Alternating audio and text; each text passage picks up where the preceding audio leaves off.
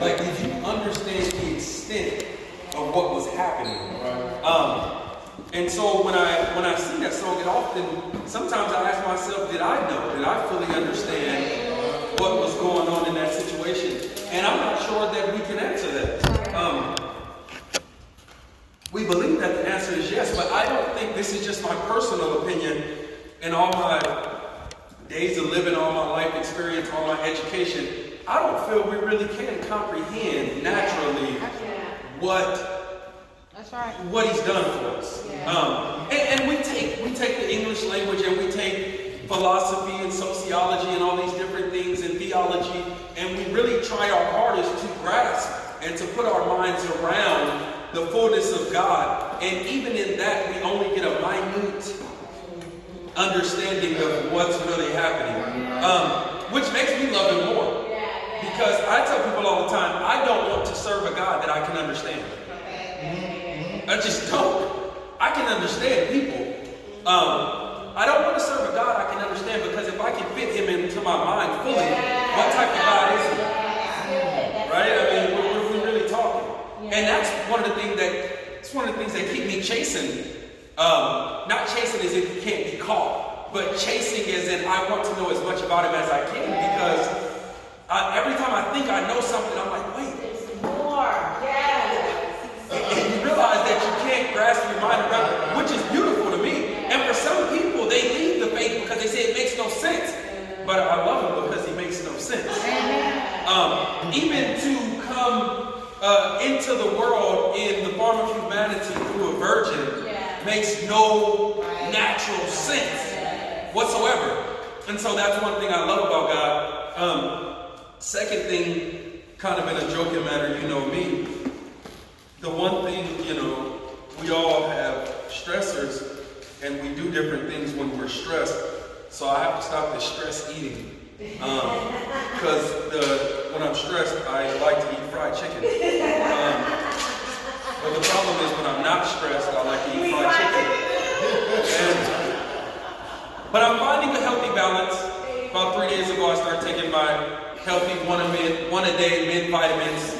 So I'm taking my one a days. So I'm gonna just eat as much chicken as I like because I'm taking my one a days. So we're good to go. Amen. We're going to be in the book of Luke. I did it again. Why am I notorious for finding a text and never putting where I found it? Go to Luke 1:26. Luke 1:26. Somebody tell me if I'm right. In the 6th month of Elizabeth's pregnancy, am I right? Yeah. All right, good. Luke 1:26. And so, as a thought for today, I want you to get this in your mind. Ask yourself, each and every one of us, ask yourself, what kind of gift am I carrying? What kind of gift am I carrying? Right? And I say that because this is why that song lined it up perfect. Mary was carrying a gift, and I'm not even sure she understood the magnitude of what it was she was carrying. And I believe that for many of us sitting in this room today, and really anyone who God has called out of the darkness into the light, there's something inside of each one of us that God is fostering, that he's maturing, that he's going to bring into fruition. He's going to bring it out. He's going to bring it into the open, and he's going to manifest himself through it. And so we need to begin to ask ourselves, exactly what kind of gift am I carrying? All right. Because I think when we begin to accept the realization that we're carrying the gift, we then begin to allow God to, am I making sense? To move that thing out. And I also look at it this way, this just dawned on me, it wasn't in my notes. Thank you, Holy Spirit. When my wife was pregnant, all in times, Lord help us. I've been around her and other pregnant women. There's something about having that gift on the inside of you, and you know that there's something coming inside of you. Ladies, you know what I'm talking about. And you find yourself in harm's way, and whatever you have to do to protect that gift inside of you, you'll do anything to protect that gift. If you have to give your own life physically to protect the gift inside of you, you won't let anything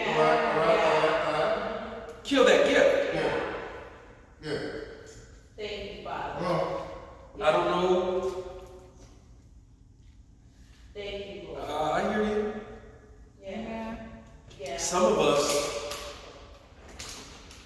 had gifts, and I pray this don't hit a nerve with anybody. Amen. Some of us had gifts that God gave us, and I'm not talking children, natural. I'm not talking that. I'm talking the same type of spiritual ministry gifts, and we aborted them. Amen.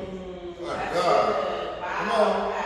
We felt like for some reason or another, we could not carry the weight of raising and maturing the gift. And the reason we did that is because we thought it was our job and responsibility to raise, nurture, and mature the gift. And God says you aborted something that was never yours to raise.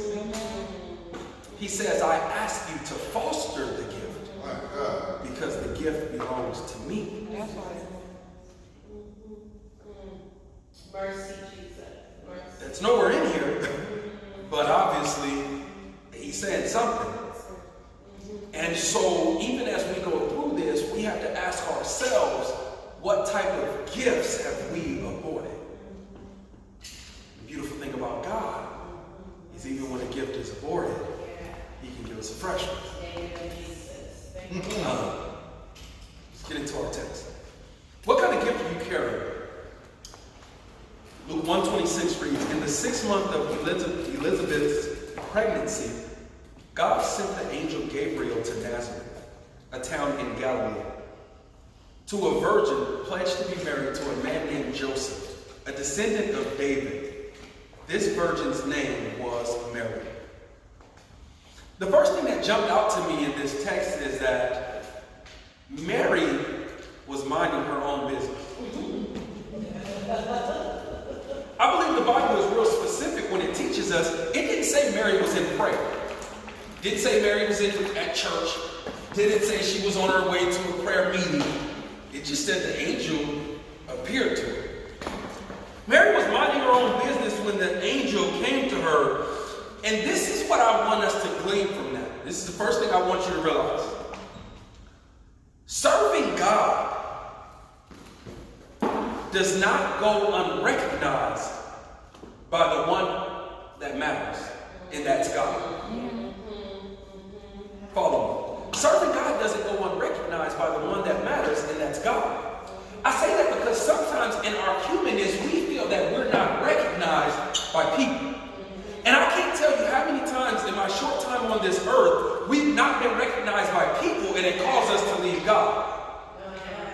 But I like to believe that since God sent the angel to Mary, God recognized Mary. Even if other people didn't recognize Mary, we don't know if they did or didn't, but God recognized Mary. Well, God, Pastor will never see all I do. They don't never tell me thank you. They never sung happy birthday. They never gave me a greeting card. And I believe in leadership, and this is just my personal experience, I believe a lot of the time as leaders, we not necessarily we forget people, but we neglect to recognize them. And I think it's important. I think it's important to recognize each other. That's why I'm the pastor. I like to sing happy birthday. I like to, if you graduate, I like to say something. Because I think if we don't encourage each other in this community, who will? Right? Sometimes it slips our mind because Pastor got a lot of stuff in his head. Right? But I think not being recognized is not a reason to leave. Amen. Right? Because sometimes if you're willing to leave because people didn't recognize you, maybe you weren't serving for God. That's right. Maybe you were looking for the approval of the people. Right. Well, And I don't know where this is coming from. If you're looking for the approval of the people, you might be willing to crucify the Messiah. my God. Right. Isn't that what happened with Herod? Or Pilate, excuse me. He sent them away, and then they sent them back and said, what do y'all want to do? Whatever y'all want to do. I don't want to uproar, so whatever y'all want to do, I'll do. And he was willing to crucify the Messiah to please the people. When we're not recognized by people, God sees us. Not only this, but this blew my mind. God often looks for those that others least expect to carry his blessings. God often looks for those that others least expect to carry his blessings. What are you saying, Pastor? Why didn't he find a virgin? Ain't nobody expected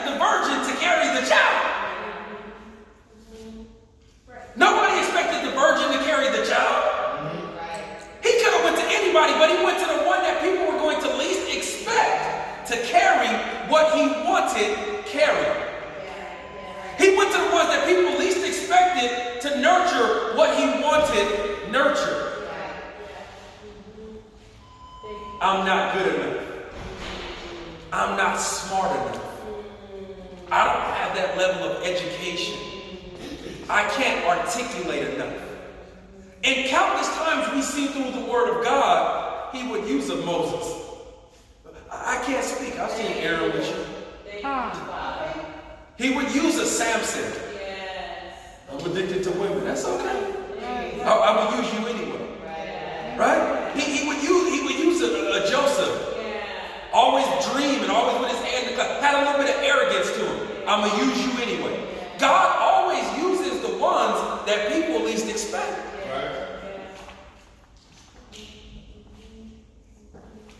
If you anything like me, you done sinned a little bit in your life.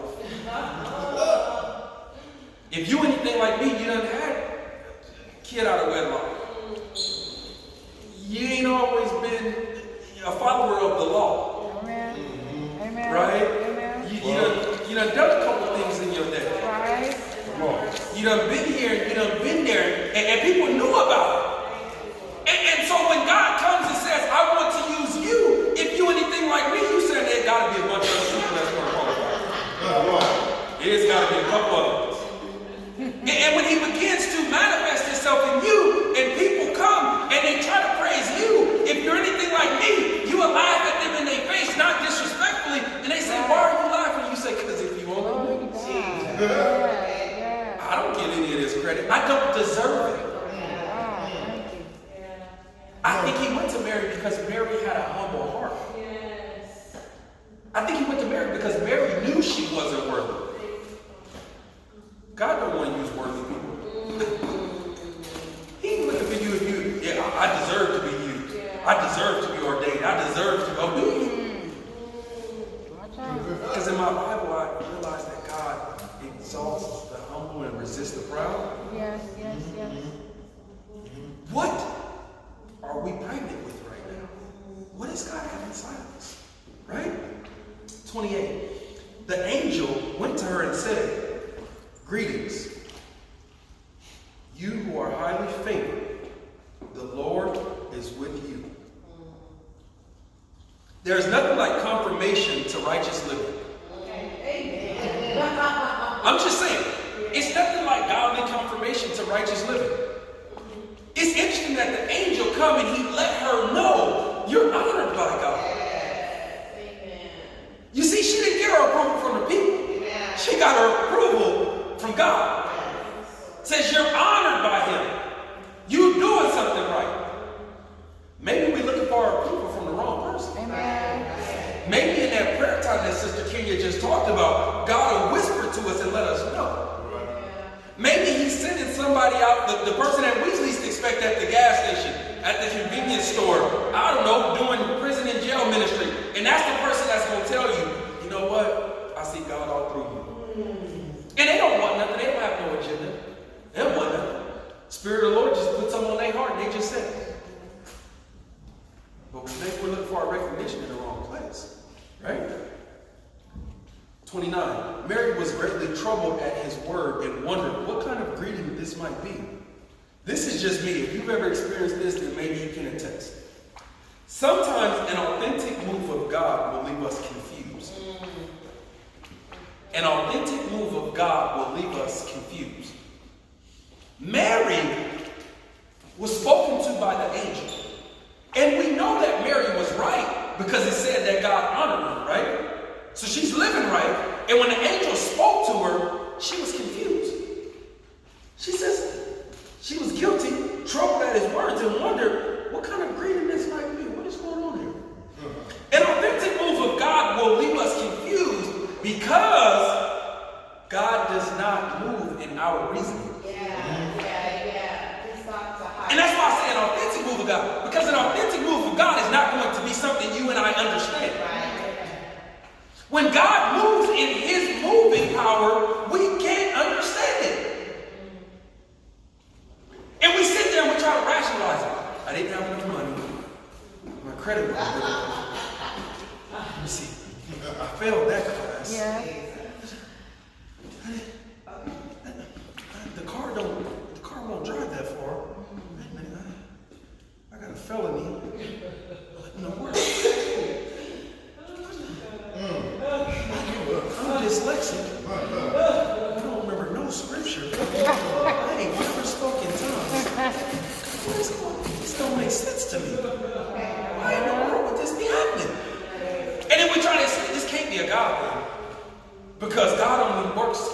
these areas. All right. So if it's over here, I got to be able to understand this. And God is saying the whole time, when did I start fitting in your head? Right? The song we sung earlier, it said indescribable. It said unattainable. Right? It said you set the stars in the sky and you know them by name. Go out at night, and sometimes I do this. Just look in the sky. Look at how many stars there are. And he named every one of them. He set everyone where it is. And you're going to try to fit him into your mind. An authentic move of God will always leave us confused. But in our confusion, it should lead us to praise and adoration. Amen. Because once you realize this got to be God, the first thing it should cause us to do is to just praise him. And when other people are like, what are you praising him for? Say, you wouldn't understand. What do you mean I don't understand? I don't even understand. How you going to understand something I don't understand and it happened to me? And they say, try me. And you explain it to them and they say, I don't understand. You say, I know. Just praise him anyway.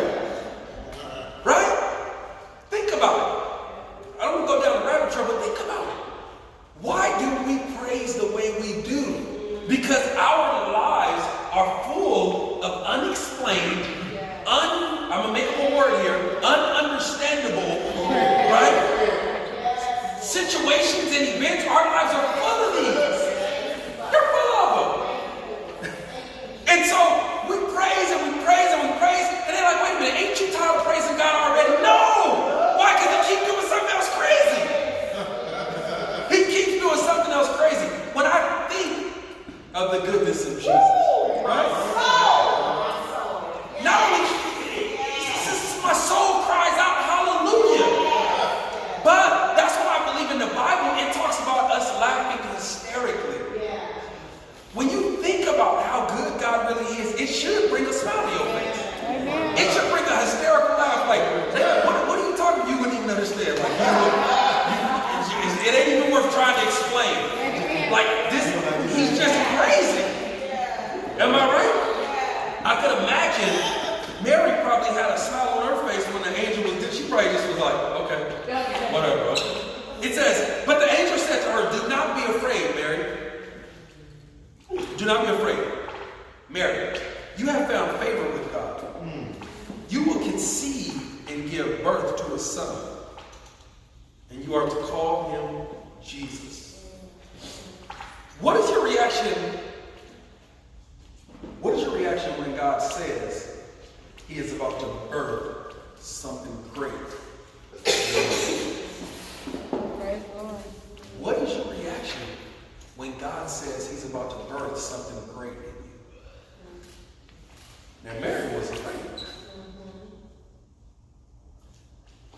We don't got to be so super spiritual that we can't get scared when God asks us to do something. Yes. Now, I understand he has not given us the spirit of fear. Yeah. Meaning to the point to where we're just not going to do it. He hasn't given us that. But it's okay to be a little cautious. It's okay to be a little anxious. Amen. It's okay to be a little stressed. She just said good stress, right? But in that, we still do it because we know that God's not going to set us up for something he's not going to see us through. Right? If he sends us there, he's going to see us all the way through it. So we're not so afraid that we're not going to do it. But to be a little nervous, anxious, apprehensive, I hope you would feel that way. And I'm going to tell you why. When God asked me, or not asked me, he didn't ask me nothing. When he told me to start this ministry, I was nervous. Why? Because I take God's people serious. And I said, God, if I don't do this right, I don't want nobody blood on my hands. This is big stuff. We ain't talking about teaching a Sunday school lesson. We're talking about actually doing this thing.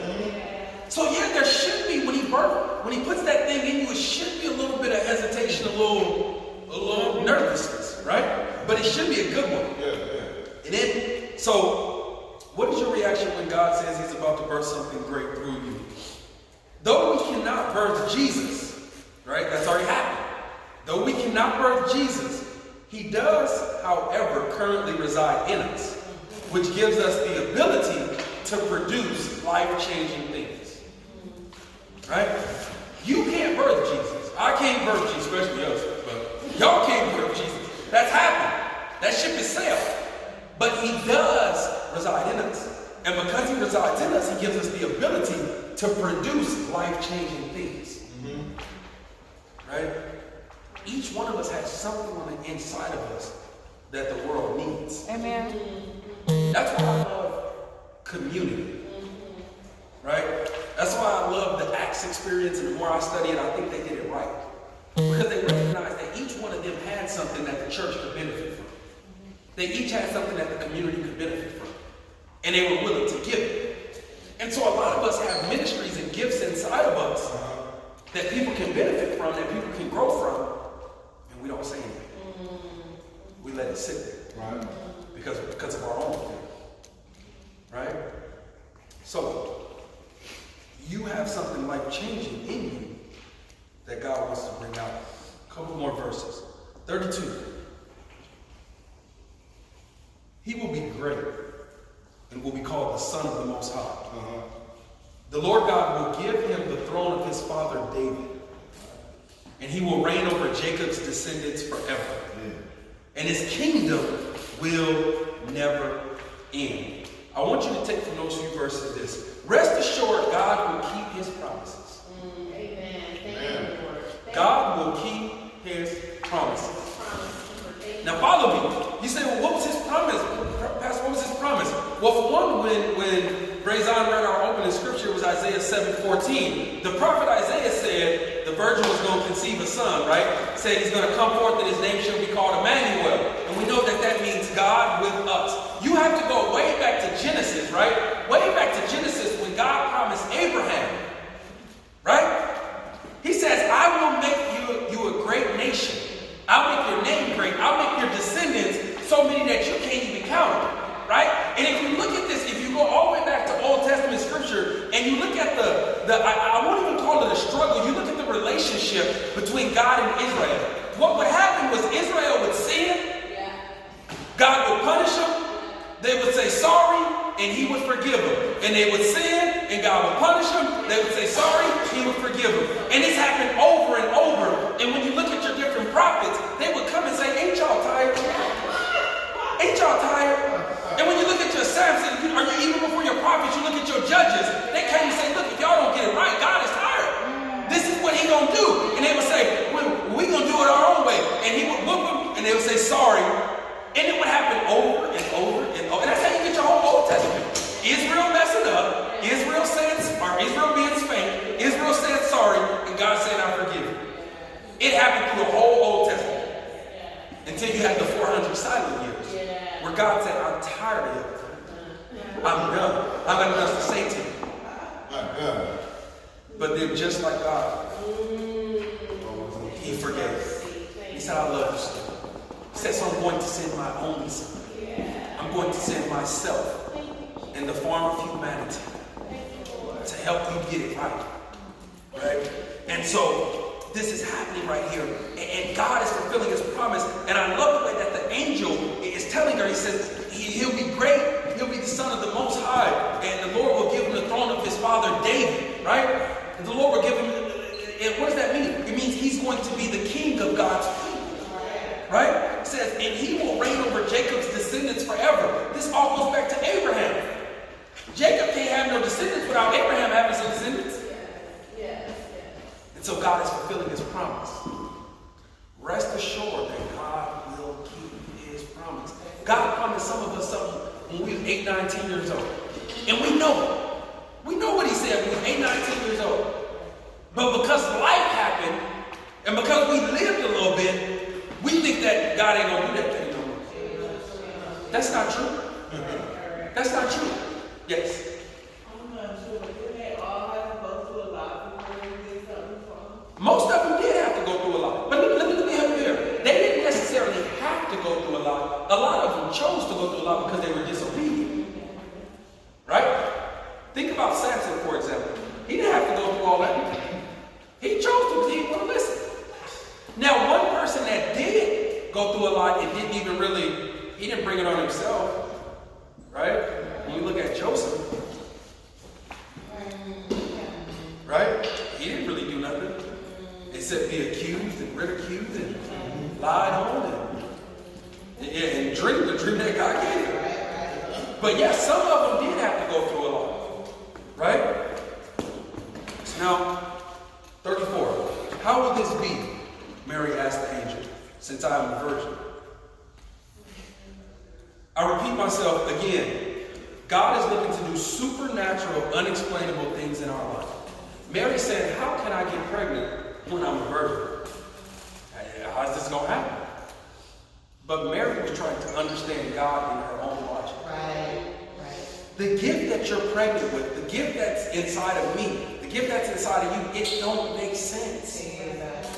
It does not make sense. It just doesn't. And the minute you try to get it to make sense, you're moving outside of God's design. And that's the hardest part. Because I'll be honest with you, even as I'm up here talking to you right now, this is how God deals with it. I'm talking to you and I'm hearing in a whole other section of my head. He's revealing stuff to me as we speak right now.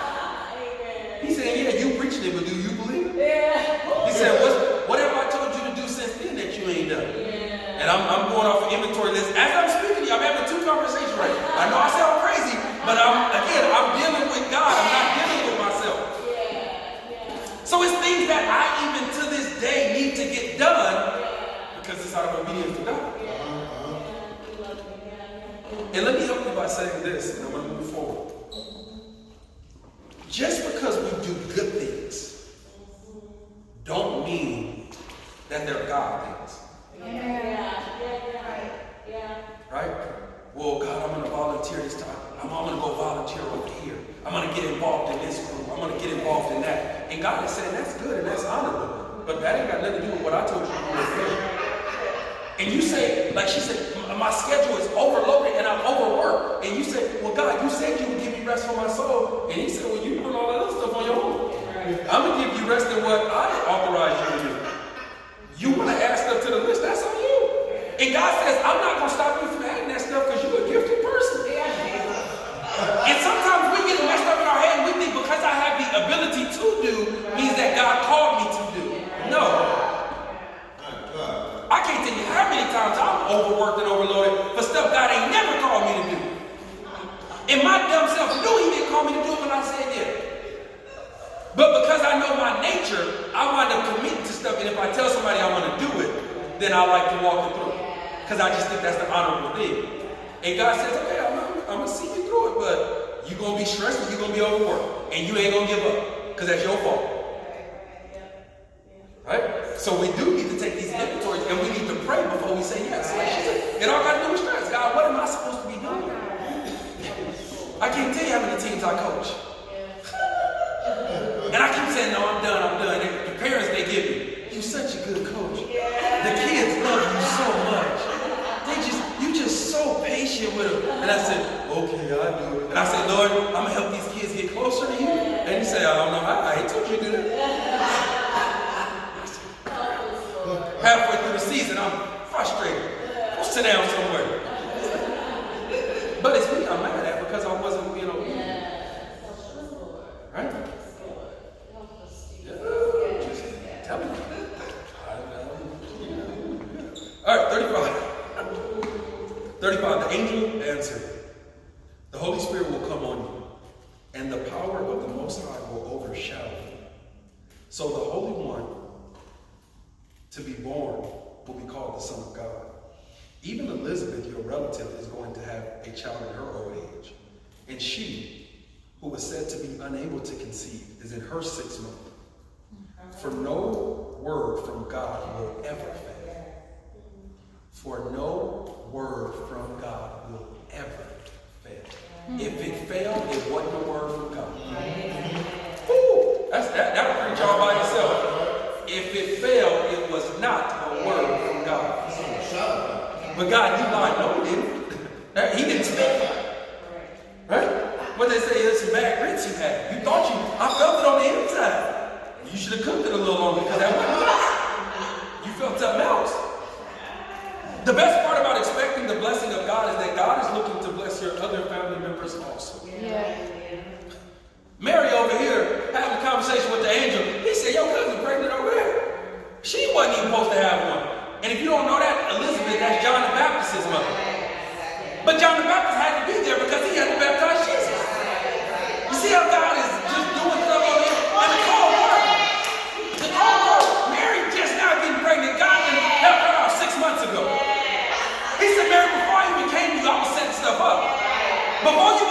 to birth this thing, I had stuff set up.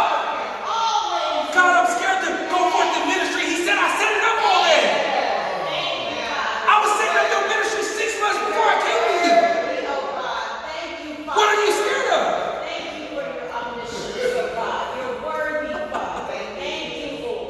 What are you scared of? And most of the time, we won't go forward in ministry because we're scared of a lack of provision. But follow me here. If you know anything customarily, if Mary would have gotten pregnant at that time and went to Joseph and said, I'm pregnant. When she would have went to Joseph and said, I'm pregnant, but they ain't been together, Joseph would have disowned her. She would have had no financial stability whatsoever. But the interesting thing is that the angel came to her and said, this is what I'm going to do to you. You're going to bring forth greatness. In spite of what your husband or to-be husband say. Why? Because he ain't your provider. I am. I'm the one that's going to make sure that everything is taken care of. We refuse to birth ministry because we think we can't afford it. When did you start paying God's bills? When did we start signing God's checks?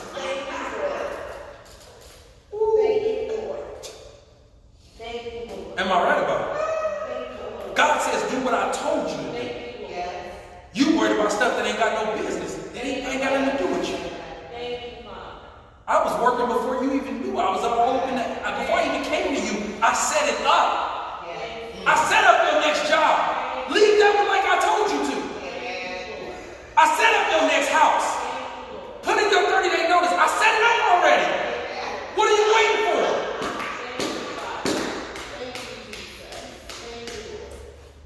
I'm almost done, but I'm just speaking in the real. I remember my wife told me, this wasn't that long ago, I told y'all she told me. I was trying to renew us in that little bitty room over there. I was trying. She said, I don't know what you're doing. I said, what you talking about? She said, we ain't going back to that room. That lady called about 2 days later. She said, this is Lois on the phone, and she wants to know what we want to do about going forward for next year. I said, well, ask her what the date's looking like on the small room. She looked at me, she said, what did I tell you? I said, tell her we won't take the small room. Tell her we're going to go in the big one. But I'll be honest with y'all, I was looking for more people in the small one. I ain't packed out the small one. What I'm going to the big one for? Let's just be real. Small one ain't been packed out. What we going to the big one for? God said, who told you? God said, I ain't tell you to count people. What did David get out of trouble to count people? What did David that did a sin and got in trouble? And wound up being punished? God said, you pick 1 or 3 punishments. I ain't told you to count nobody. He said, you doing stuff I ain't told you to do. Sometimes we got to be reminded. God said, what kind of God do you think I am? You're going to go in a big room when you got a lot of people. I ain't asked you to do that. Let's see how you praise in the big room with a little bit of people. Let's see if you're even mature enough for me to fill up the big room. He said, because if you're scared to praise in the big room with 10 of y'all, then I ain't sending 100 people for what? That's not how I operate. I operate on faith, not on numbers.